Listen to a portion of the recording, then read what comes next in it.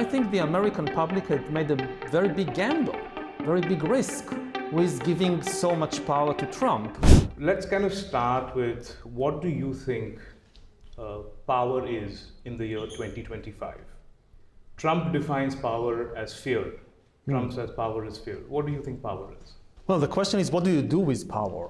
Do you use power just to gain more power? Or do you try to use power in order to change the world for the better, in order to improve people's lives? And that's always the big question in politics. Unfortunately, at the present moment, we have too many politicians who think about power as just a means to gain more power. Sure. And this has always been the danger in democracy. You know, for thousands of years, going back to ancient democracies, democracy is a system in which you give power to somebody on condition that after 4 years or so, they give it back and the public can make another decision. Did you use your power wisely and compassionately for 4 years? Okay, then we give it again. Or if not, we give it to somebody else. The question is always, what happens if you give power to somebody who doesn't want to give it back? They now have all the power. So they can use it to just stay in power. And I think the American public had made a very big gamble, very big risk with giving so much power to Trump, who already proved that he wants to stay in power at all costs. So we will see what happens. And why do you think they did that? What was the reason that Trump won in this incredibly, just a very definitive way? I mean, I think was it 8 million more people voted for him now than they did the last time. So I don't know. I'm not an expert on American society or politics, so I can't. What I was trying to get you to talk about really was the trend of populism. Is it a trend yes, globally? Absolutely. You see it across the world. You know, now we saw in South Korea what was happening. That you see again leaders all over the world. That are more interested in power and staying in power than in serving the people and doing good.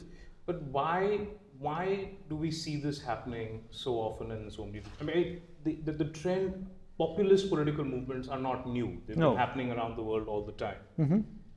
What is the one thing that kind of provokes that? If you look back in history and even the present tense, is there one common thing that provokes a populist movement?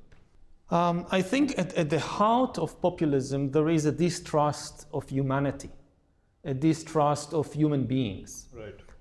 You see it both on the radical right and also on the radical left. They have different ideas about many things, but one thing unites them. It is thinking that the only reality is power, and that all human interactions are power struggles.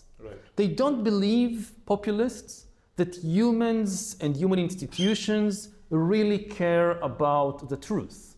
In the populist imagination, when I'm now talking with you, this is a power struggle. Everything we say is just trying to manipulate each other or to manipulate the viewers. So the question to ask, whenever you hear somebody say something, the question to ask is not, is it true? What is the evidence? The question to ask is, who is winning? Who is gaining power? Whose interests are being served?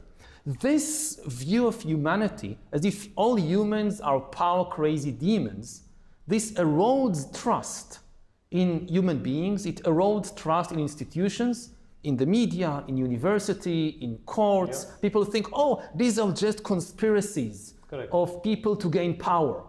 And if you lose trust in all institutions, democracy collapses. Democracy functions based on trust.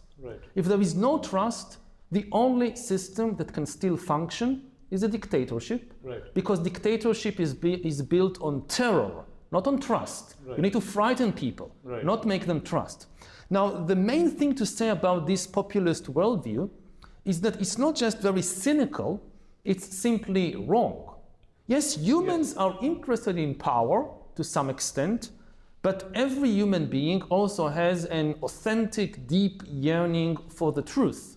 We really want to know the truth about the world. Why? Because if you don't know the truth about life, you will never be happy. because you don't know what are the true sources of your misery. Even if you're the most powerful person in the world, if you don't know the truth about life, you will waste all your power trying to solve the wrong problems. Correct. And we should start life, we should approach the world with a more generous view of human beings and human institutions, that yes, some human beings are corrupt, there are problems, sometimes people lie, but this is not the basic situation of humanity.